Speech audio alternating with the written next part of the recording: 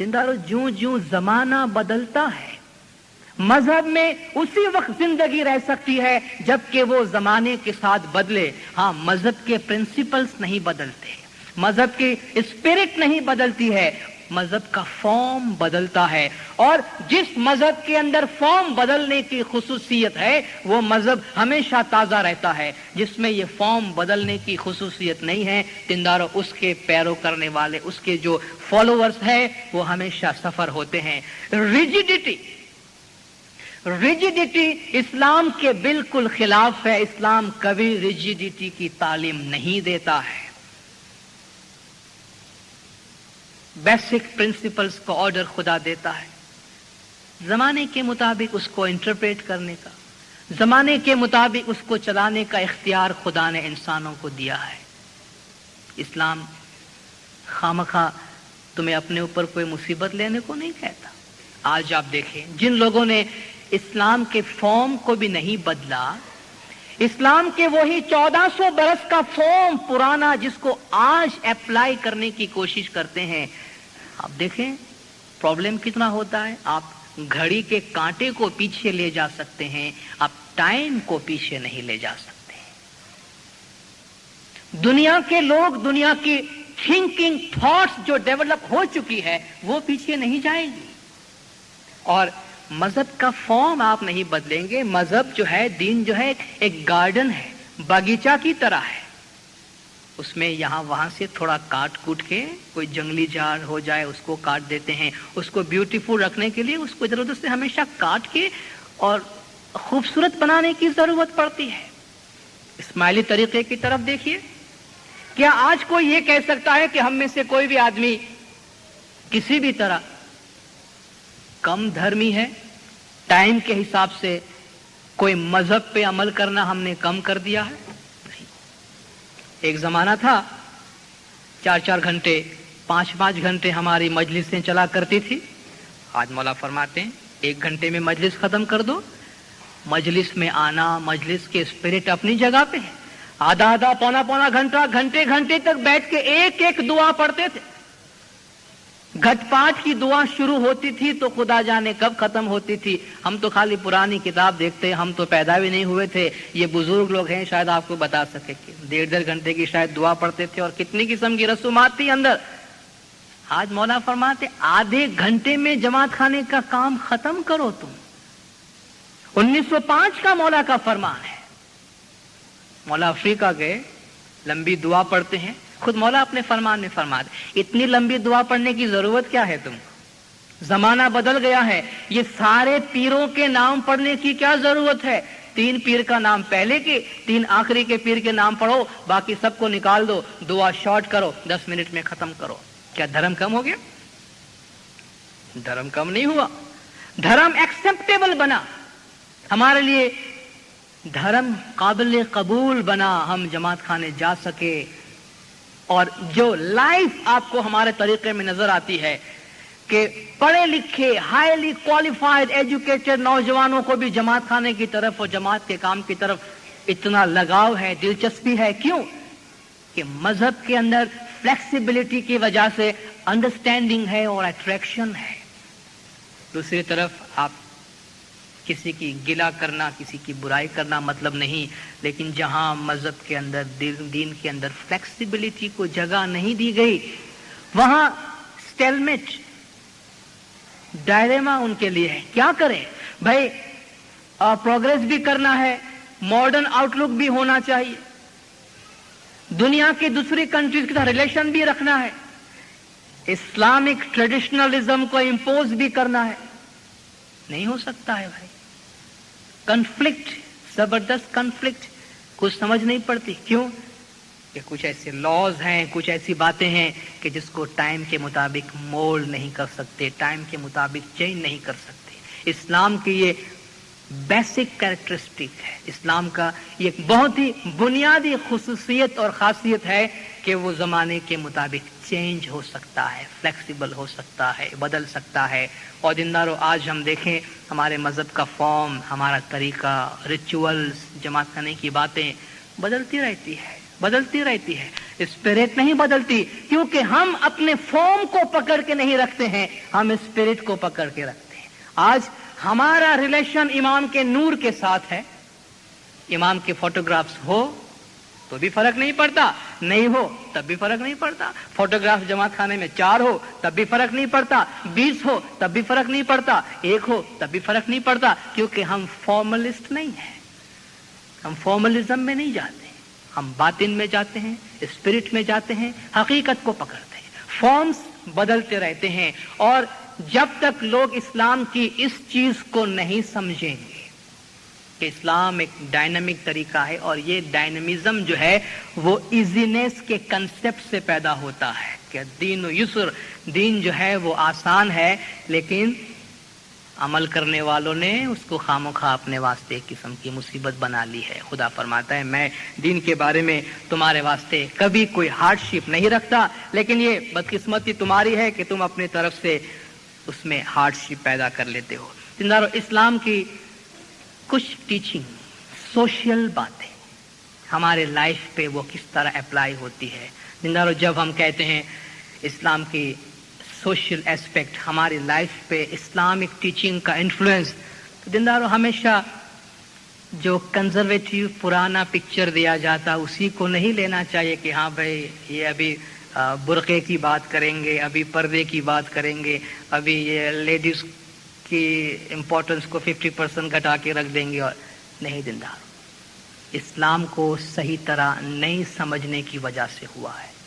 लेकिन कुछ ऐसी बातें जो आज वेस्टर्न कंट्री में, नॉर्थ अमेरिका के अंदर, खास तौर पे वेस्टर्न यूरोप के अंदर, हमें जिस चीज ने असर किया है यहाँ की सोसाइटी ने, उसके बहाव में आके, उसके इन्फ्लुएंस में आके हम कुछ बेसिक इस्लामिक टीचिंग जो हमारे सोशल और हमारे रिलीजियस, हमारी फैमिली ऑब्लिगेशन के बारे में है, उसको हम मिस करते जा रहे हैं, भूल करते जा रहे हैं, और जो इम्पोर्टेंस इसको देना चाहिए वो हम नहीं देते। मैं कुरान शरीफ की कुछ आयतें आपके सामने पेश करता हूँ जो इस्लाम की मॉरल टीचिंग के बारे में है, और ये इटर्नल ऑर्डर्स है, परमानेंट खुदा के फरमान है कि जिसमें फॉर्म्स बदल सकते हैं, स्पिरिट नहीं बदलती है। खुदा हुक्म देता है यहाँ, वक़दा रब्बुका अल्ला तअबुदू इल्ला इय्याहु व बिल वालिदैनि इहसाना, और अल्लाह तुमको हुक्म देता है कि उसके सिवा किसी और की इबादत नहीं करना, और पेरेंट्स को बहुत अच्छी तरह से ट्रीट करना। आप इस सब्जेक्ट पे जरा से गौर करें। जब हम कलमा पढ़ते हैं तो ला इलाहा इल्लल्लाह और मुहम्मदुर रसूलुल्लाह, तौहीद की बात आती है, फिर रिसालत की बात आती है ना, दो बहुत करीब करीब की चीजें, अल्लाह और रसूल। यहां अल्लाह और पेरेंट्स, अल्लाह और पेरेंट्स दोनों एक फेज के अंदर आए हैं। खुदा फरमाता है मैंने तुमको ऑर्डर्स दिए हैं कि अल्लाह के सिवा किसी और की इबादत नहीं करना, और पेरेंट्स को अच्छी तरह से ट्रीट करना। इसकी इतनी इंपॉर्टेंस, इतनी इंपॉर्टेंस के तौहीद का हुक्म दिया गया, और ये एक दफा नहीं, रिपीटेडली कुरान में आया है। अल्लाह ताबुदु इल्ला इय्याहु व बिल वालिदैनि इहसाना, उसके सिवा किसी और की पूजा नहीं करना, परस्तिश नहीं करना, और पेरेंट्स के साथ अच्छी तरह से ट्रीटमेंट रखना, पेरेंट्स के साथ अच्छा बिहेवियर रखना। खुलासा करता है खुदा आगे, इम्मा यबलुगन्ना इंदकल किबर अहदुहुमा औ किलाहुमा, उसमें से एक या दोनों अगर तुम्हारी हयाती के दरमियान, तुम्हारी जिंदगी के दरमियान बड़ी उम्र को पहुंच जावे, बूढ़े हो जावे, फला तकुल लहुमा उफ्फिन, तो उसको डांटना नहीं, उसको बुरा नहीं बोलना, उससे नफरत नहीं करना। वला तनहरहुमा, उसको तकलीफ नहीं पहुंचाना। वकुल लहुमा कौलन करीमा, मैं इसका इंग्लिश ट्रांसलेशन भी आपके लिए पढ़ता हूं। And thy Lord has decreed that you serve none but him and do good to parents. If either or both of them reach old age, with thee. Say not fie to them, nor chide them, and speak to them a generous word. दोनों में से कोई भी तुम्हारे पास बड़े हो जावे, बड़ी उम्र को पहुंचे, तो उसको बुरा ट्रीटमेंट नहीं देना। ये 1400 बरस का एक प्रिंसिपल है दिनदारों, जो इस्लामिक फैमिली लाइफ मौलाना ने अपने फरमान में फरमाया। मैं शायद पूरा करने से पहले आखिर में मौलाना हाजिर इमाम का एक अनप्रिंटेड और अनसर्कुलेटेड फरमान आपके सामने पढ़ कर जाऊंगा, जिससे पता चलेगा।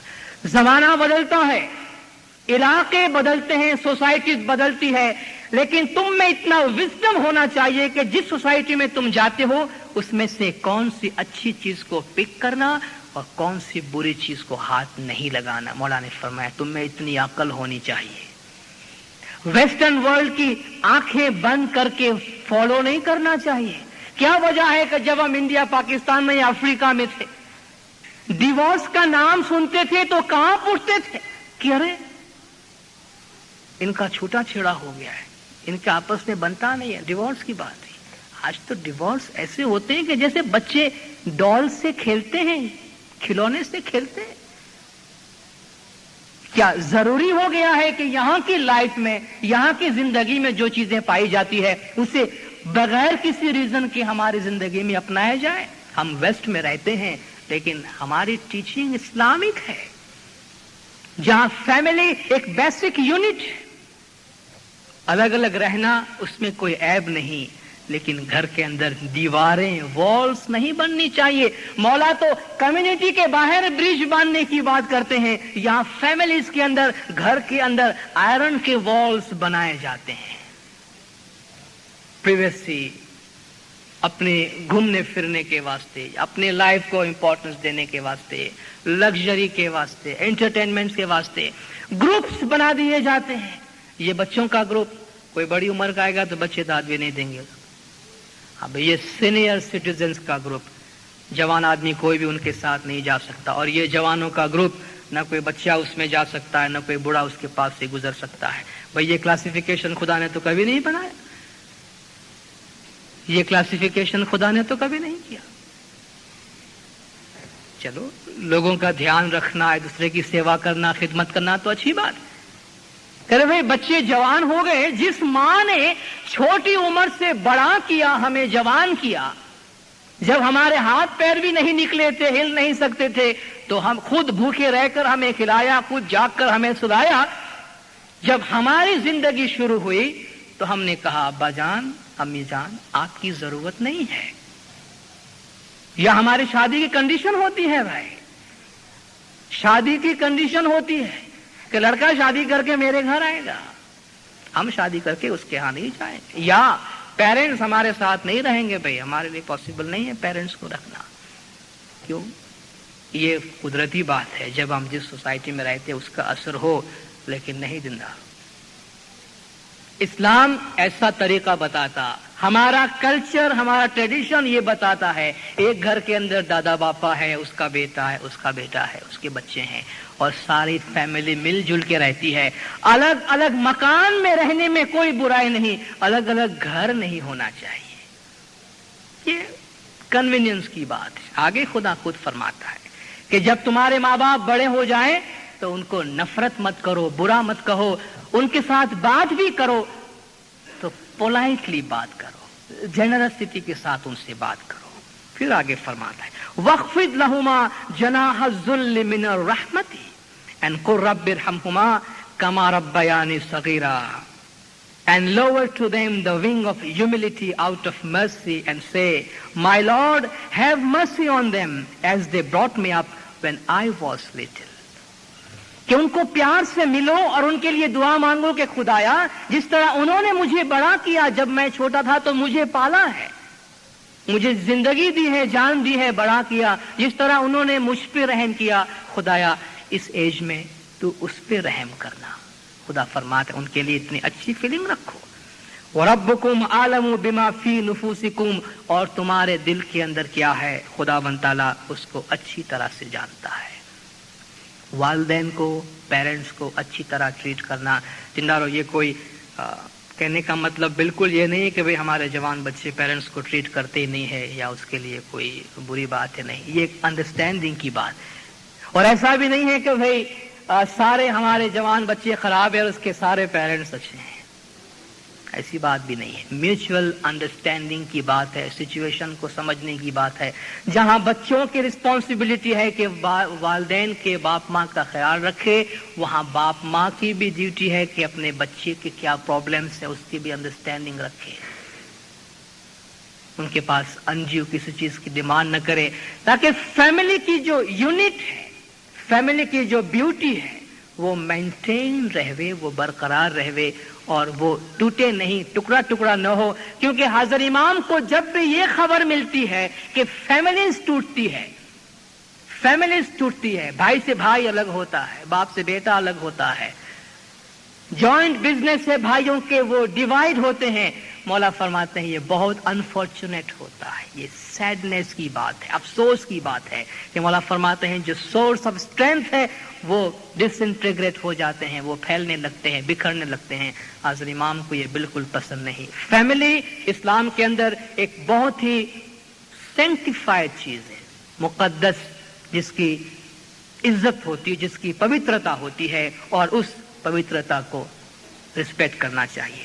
اس کے آگے خداوند تعالیٰ اب دوسرے ٹاپک کی طرف آتا ہے. ہم جو دنیا میں جیتے ہیں، مال کمانا، مال خرچ کرنا، اس میں کتنی خوبصورتی سے خدا ایک بیلنسڈ لائف کی بات کرتا ہے. آتی ذل قربى حقه والمسکین وابن السبیل ولا تبذر تبذیلا. اور جو تمہارے ریلیٹیوز ہیں اس کا حق دو، غریبوں کا حق دو، مسافروں کا حق دو، لیکن فضول خرچی نہیں کرو، اسکوانڈر نہیں کرو، پیسہ فالتو خرچ نہیں کرو. اور آگے خدا فرماتا ان المبذرین کانوا اخوان الشیاطین. فالتو خرچہ کرنے والے، ایکسٹرا ویگنس میں جانے والے، surely the squanderers are the devil's brethren. یہ لوگ شیطان کے بھائی ہیں، شیطان کے بھائی ہیں جو پیسے خامخواہ ایسے خرچ کرتے ہیں. لیکن خدا زندگی جینے کا، مال کو اپنے پاس کچھ رکھنے کا، کچھ خرچ کرنے کا سلیقہ بتاتا ہے، طریقہ بتاتا ہے. اگر تم کو کسی کو نہیں دینا ہے تو میٹھی زبان سے، پیار سے اس کو لوٹا دو. دینا ہے جتنا دینا چاہیے اتنا دو، لیکن ایک بیلنس لائف میں مینٹین کرو. وَلَا تَجْعَلْ يَدَكَ مَغْلُولَةً إِلَىٰ عُنُقِكَ. کہ نہ تو اپنے ہاتھ کو اپنے گردن تک لا کے اتنا بند کرو کہ اپنے ہاتھ سے اپنے گردن کو دباؤ. وَلَا تَبْسُطْهَا كُلُّ الْبَسْطِ. اور نہ اپنے ہاتھ کو اتنا پھیلاؤ کہ فَتَقْعُدْ مَلُومًا مَحْسُورًا، کہ خود تم کو بعد میں افسوس ہونے لگے. کہتے امام جعفر الصادق علیہ الصلوۃ والسلام صلوات اللہ علیہ جب قرآن کی اس قسم کی آیتوں کا بیان کرتے تھے تو زمین میں جھک گئے اور ہاتھ میں مٹھی بھر کے مٹی اٹھائی اور ہاتھ کو بالکل مضبوط بند کر دیا کہ ایک بھی دانہ نیچے نہ گرے. آپ نے فرمایا یہ اقتار ہے، اس کو کہتے ہیں کنجوسی. مولا فرماتے دیکھو ریتی کا ایک دانہ بھی نیچے نہیں گرتا. پھر مولا نے پورا ہاتھ کھول دیا. دیکھو اس کو کہتے ہیں اسراف، فالتو خرچہ. خدا مٹھی بند کرنے کو بھی منع کرتا ہے، خدا مٹھی بالکل کھولنے کی منع کرتا ہے. پھر زمین پہ جھکے، مٹھی بھر کے اٹھایا، تھوڑا سا چھوڑ دیا، پھر مٹھی بند کر لی. دیکھو خدا فرماتا ہے ایسا جیو، خدا فرماتا ہے ایسی زندگی جیو. کماؤ، اپنا حق رکھو. سوسائٹی پہ تمہاری جو رسپانسبلٹیز ہے، سوسائٹی کے واسطے تمہیں جو خرچ کرنا ہے وہ بھی خرچ کرو. کنجوسی میں نہیں جاؤ، حد سے زیادہ اپنے آپ کو تو محدود نہ کرو، حد سے زیادہ اپنا ہاتھ جو ہے اس کو پھیلاؤ نہیں. زندارو، اس موقع پر ایک چھوٹی سی بات آپ سے یہ عرض کروں کہ اسلامی ٹیچنگ کے اندر آپ جانتے ہیں کچھ حلال اور حرام کی باتیں آتی ہیں. حلال حرام کے اندر مقصد یہ ہے کچھ باتیں کرنے کی پرمیشن ہے، کچھ باتیں کرنے کی بالکل منائی ہے.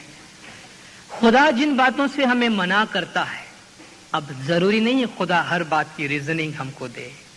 خدا فرمائے کہ بھئی میں نے فلان کام کرنے کا تم کو منع کیا ہے کیونکہ ایسا کرنے سے یہ ہوتا ہے، یہ ہوتا ہے، یہ ہوتا ہے، یہ ہوتا ہے. خدا بندھا ہوا نہیں ہے کہ ہم کو خلاصہ دے رہے. ہے خدا بندھا ہوا؟ نہیں ہے. خدا ہم سے صرف اوبیڈینس مانگتا ہے. اسلام کا مطلب یہ ہے کہ تم سبمٹ کرو. تمہیں ایک بات کا آرڈر دیا گیا، تم اپنے سر کو اس کے آگے جھکا دو. تو خدا کچھ چیزیں حلال کرتا ہے، فائن، کھانا پینا، دنیا میں بہت سے موج مزے، alright you are permitted. خدا کچھ چیزیں حرام کرتا ہے، forbidden. ہو سکتا ہے کہ ہمیں وہ باتیں سمجھ میں نہ آئے، لیکن جو باتیں خدا ہمیں منع کرتا ہے، اگر ہم ایک اچھے مسلم کی حیثیت سے رہنا چاہتے ہیں تو ان حرام چیزوں سے دور رہنا چاہیے. آپ اچھی طرح جانتے ہیں اسلام کے اندر حرم علیکم المیتۃ والدم ولحم الخنزیر، حرام کیا گیا تمہارے واسطے مردال، بلڈ اور سور کا گوشت. سوائن، سور، پورک، ہیم، اس کا گوشت اسلام میں حرام ہے. آپ نے سنا ہے کہ شراب، الکوہل بھی حرام ہے. الکوہل سے 1 ڈگری زیادہ سور کا گوشت حرام ہے. اس کے بہت انٹرپریٹیشنز نکلے ہیں کیوں حرام ہے. میں بھی خدا نے جس کوز سے حرام کیا ہوگا شاید قیامت تک انسان اس کو نہ سمجھ سکے، لیکن ہر آدمی اپنے طور پہ انٹرپریٹ کرنے کی کوشش کرتا ہے. خدا نے صرف ایک ہی ریزن دی ہے کہ یہ ناپاک ہے.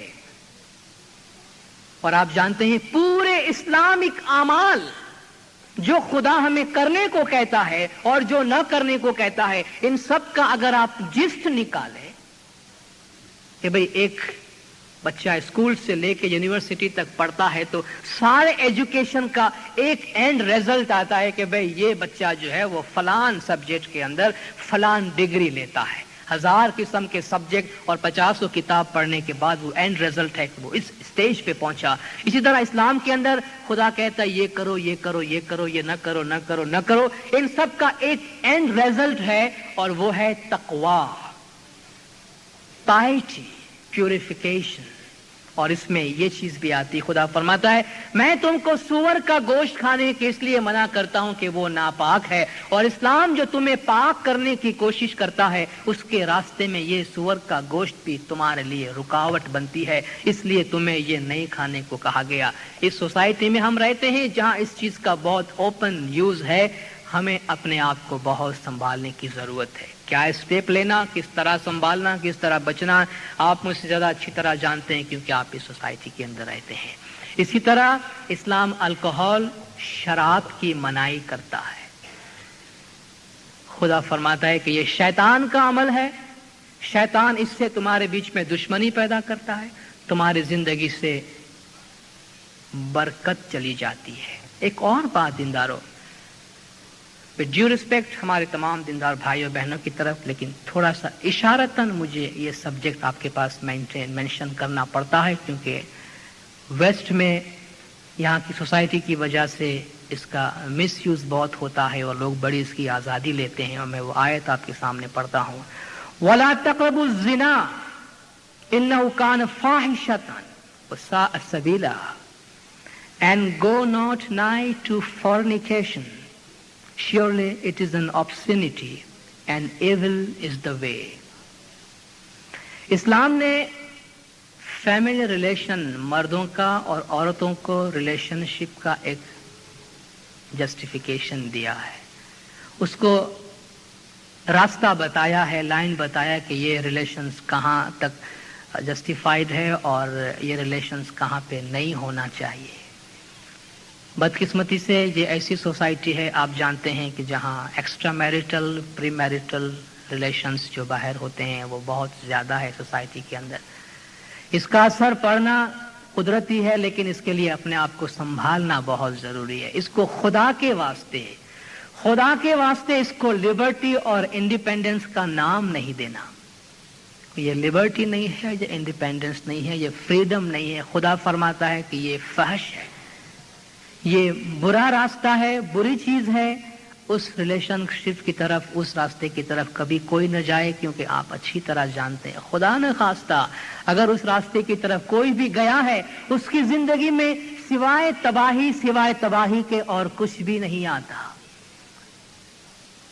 اسلام جو اسٹرکچر بنایا ہے فیملی کا, اسلام جو اسٹرکچر بنایا ہے فیملی ریلیشن کا, مردوں اور عورتوں کے ریلیشن شپ کا, اس میں قدرت کی اپنی ول ہے, قدرت کی اپنی وش ہے. اس لیے خدا ایک لائن ڈرا کرتا ہے, اور لائن ڈرا کر کے خدا کیا بولتا ہے؟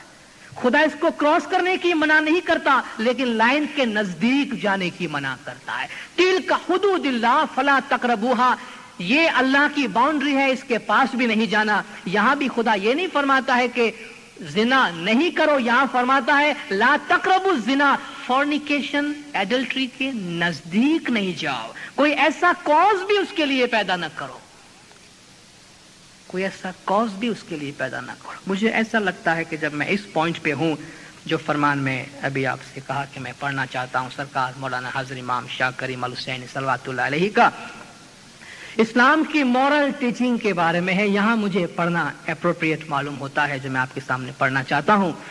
لندن 3 اگست 1969 کا یہ فرمان ہے, الیگزینڈرا پیلس میں. یہ فرمان پرنٹ نہیں ہوا ہے اور ریلیز نہیں ہوا, لیکن اس میں جو میسج دیندارو ہے وہ ذرا غور سے سنیے گا کہ ہماری اپنی زندگی میں, اپنی لائف کے اندر, جماعتی لائف میں, ہماری فیملی لائف میں, ویسٹرن کنٹریز کے اندر امام ہمیں اسلامک میسج کو کس طرح یاد دلاتے ہیں. My beloved spiritual children, most of you know enough about the history of Islam to know what was pre-Islamic Arabia. You know the society at that time had no morals, no lines of direction. They were polytheists, and it was only when Islam came in that society was given the structures and the moral fibers in which to live. It is important that you should remember that though you are living in this country and you may be living in other Western parts of the world, it is fundamental that the principles of Islam should be maintained and that you should not indulge in certain facile habits which happen to be and are proven to be every single day more and more dangerous. Dangerous to your health, to your physical health, dangerous to your mind, and dangerous to your families. I refer to such things as drugs, tobacco, and alcohol. These are matters which I have spoken to my Jamaat on many an occasion, and I have not given you warning lightly. I have told you time and time again that the more you smoke, the more you expose yourself to considerable ill health. आगे मौला फरमाते हैं, do not abandon the overall principle of good health, of good morality, which Islam has taught all the members of its faith. This is a matter of considerable importance, and I refer today to general principles of morality. Here also, remember, what are the fundamental principles? The young as well as the old. And to the young, I say, remember that one day you will be parents, and ask yourselves if you will authorize your children to participate in certain habits which are prevalent in the Western world.